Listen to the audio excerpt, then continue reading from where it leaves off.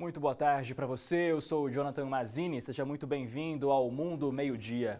Donald Trump já está entre os presidentes mais intolerantes da história dos Estados Unidos quando a questão são as leis migratórias. Com o lema de proteger o país contra a chegada de pessoas indesejáveis, Trump não tem poupado ninguém, sequer crianças, muitas menores de 5 anos de idade, que estão sendo separadas das famílias e vivendo em abrigos improvisados. A ideia de Trump é que a pressão desestimule novas pessoas a entrar ilegalmente na América. Agora, talvez é bem possível que ele consiga o que quer. E também vai entrar na história como o presidente que conseguiu transformar os Estados Unidos em um país pequeno e medíocre. Esse assunto é destaque hoje no Mundo Meio-Dia. Polêmica nos Estados Unidos. A cada 10 americanos, 6 são contra a política adotada contra imigrantes na fronteira com o México. Aqui em Nova York e em outras cidades do país, imigrantes ocuparam as ruas para pedir o fim da tolerância zero. Exército israelense ataca mais de 20 alvos do grupo islâmico Hamas na faixa de Gaza. Idoso de 75 anos é encontrado graças à ajuda de um drone na Inglaterra. Homem estava preso em um pântano. E a vida de Michael Jackson vai virar musical na Broadway, em Nova York.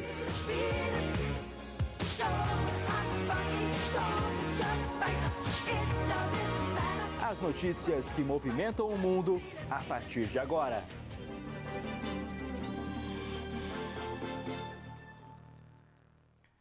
Mais de 60% dos americanos são contra a política dos Estados Unidos de tolerância zero contra os imigrantes na fronteira com o México. Mas apesar das críticas, Donald Trump não parece disposto a recuar. É o que mostra de Nova York, Heloísa Vilela. O Congresso culpa o presidente. Donald Trump diz que a responsabilidade é dos deputados e senadores. Enquanto isso, vozes de crianças chorando em um centro de detenção pedindo para ver os pais foram gravadas e divulgadas no país inteiro. Um policial ainda diz: "Temos uma orquestra aqui, só falta o maestro."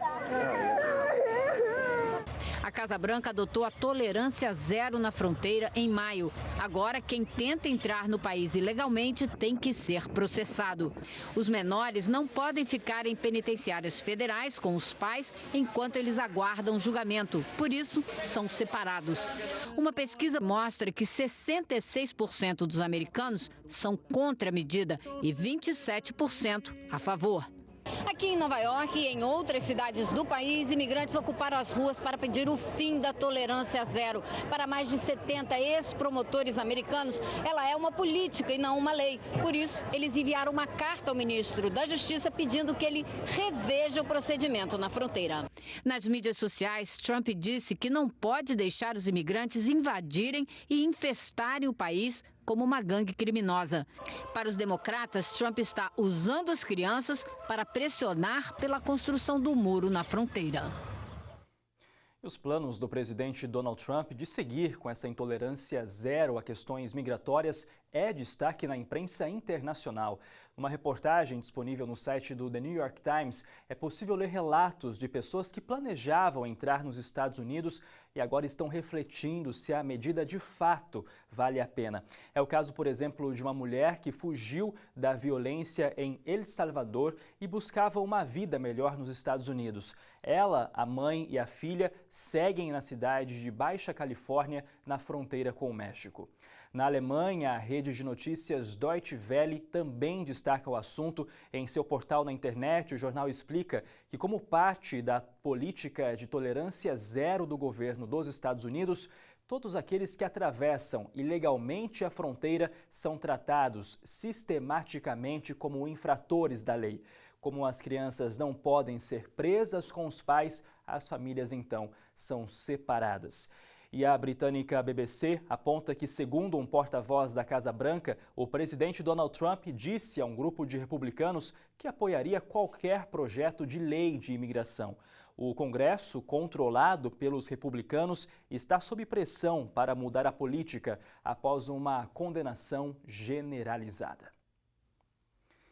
E em meio a essa polêmica envolvendo filhos de imigrantes ilegais na fronteira com o México, os Estados Unidos anunciaram outra medida controversa.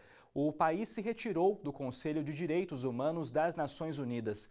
A embaixadora americana na ONU, Nikki Haley, chamou o Conselho de hipócrita e anti-Israel e cobrou uma reforma no comitê que se reúne 3 vezes por ano para investigar violações de direitos humanos no mundo.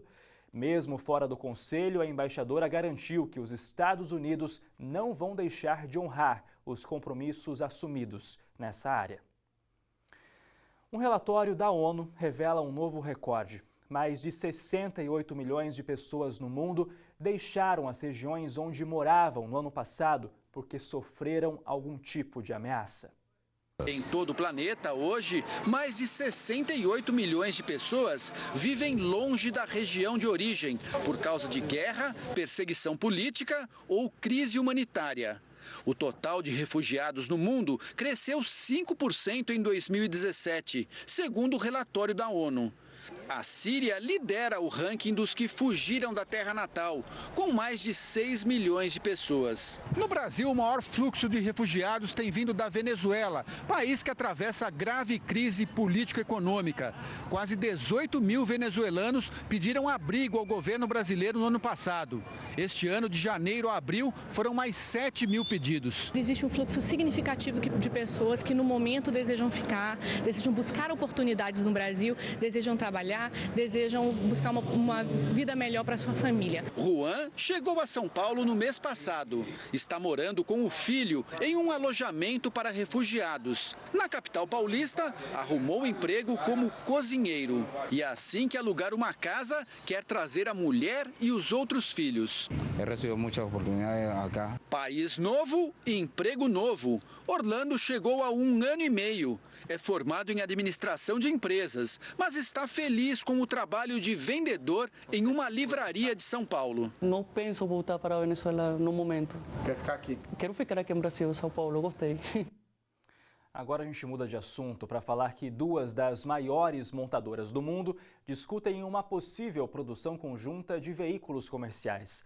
A alemã Volkswagen e a americana Ford estudam uma parceria global na criação de uma linha de ônibus, caminhões e vans.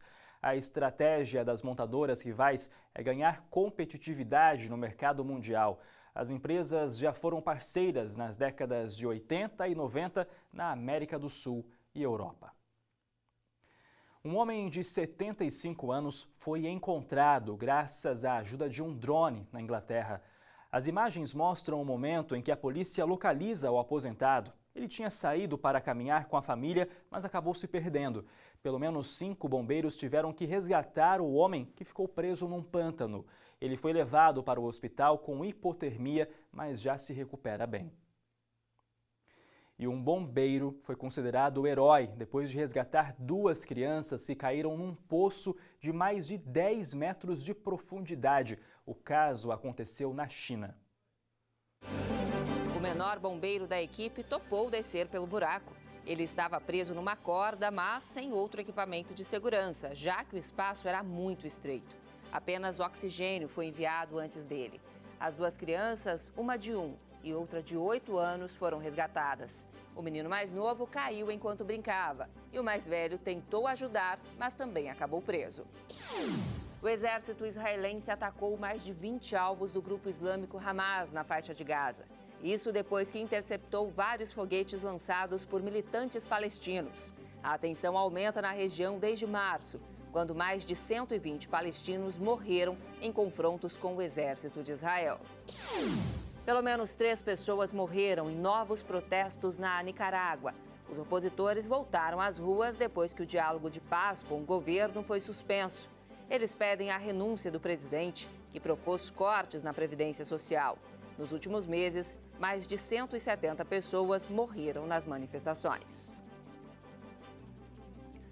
O cantor colombiano Maluma foi roubado na Rússia. Teve um prejuízo equivalente a mais de 3 milhões de reais. Ele foi ao país acompanhar o jogo da Colômbia na Copa do Mundo.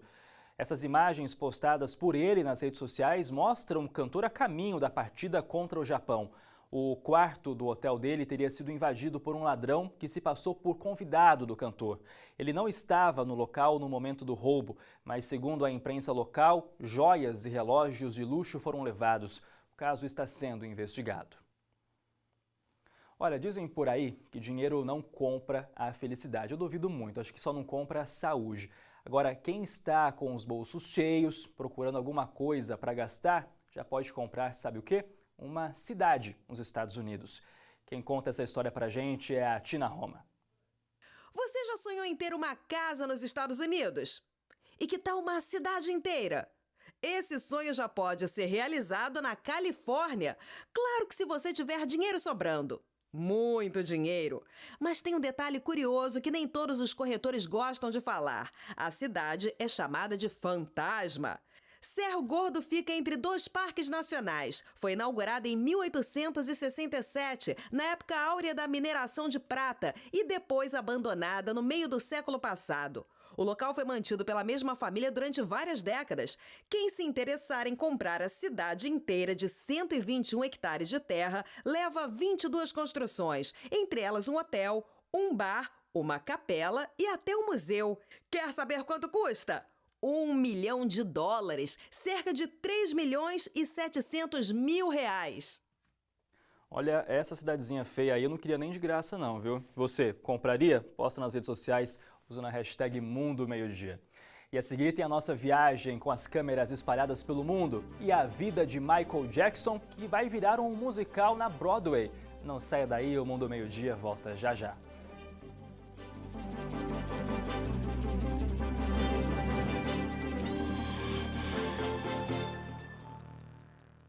Meio-dia e 17 minutos no horário de Brasília. A gente está de volta agora para falar sobre a participação do capitão do México na Copa, que é cercada de cuidados. Mas tanta atenção não é pelo desempenho no Mundial. Rafael Márquez está na mira do governo americano. Entre os jogadores da seleção mexicana, ele se destaca. Mas dessa vez, não pelo bom futebol. Tá vendo a camisa de treino? É diferente da dos companheiros de time.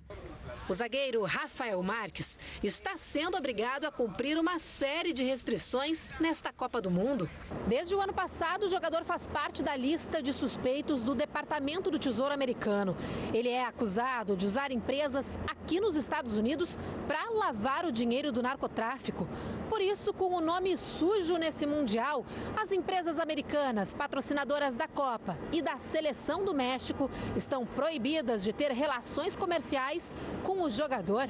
Rafael não pode nem beber a mesma água do restante do grupo por conta do rótulo. Em sua quinta Copa do Mundo, mesmo que o zagueiro jogue uma baita partida, dificilmente receberá o prêmio de melhor jogador, já que o título é patrocinado por uma cervejaria americana. O veterano também ficará de fora da premiação milionária da FIFA. Rafael Márquez nega qualquer ligação com o tráfico de drogas, mas já teve o visto americano cancelado e as contas no país bloqueadas. O tal jeitinho de tirar vantagem em tudo, né? E vamos fazer a nossa viagem pelo mundo com as câmeras do serviço de streaming EarthCam. A primeira câmera está nos Emirados Árabes, com imagens de Doha, capital do Catar. A cidade que é o principal centro econômico e cultural. Dia tranquilo, finalzinho de tarde em Doha. Agora são 6 horas e 19 minutos. Calorão de 36 graus. E a nossa última câmera hoje, apenas 2 câmeras, está nos Estados Unidos, com imagens de Filadélfia, na Pensilvânia. Meio de semana também muito tranquilo. O que chama atenção, claro, é a limpeza aí das ruas, todo o paisagismo. Agora são 11 horas e 19 minutos, temperatura mais amena, de 27 graus. E a vida de Michael Jackson, o eterno rei do pop, vai virar musical na Broadway, em Nova York.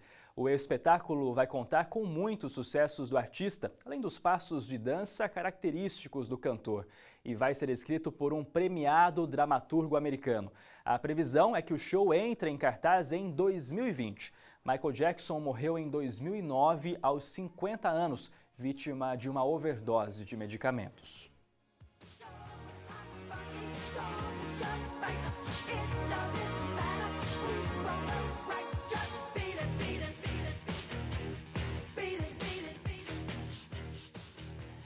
Essa edição fica por aqui. Obrigado pela sua companhia. Uma ótima tarde e até amanhã.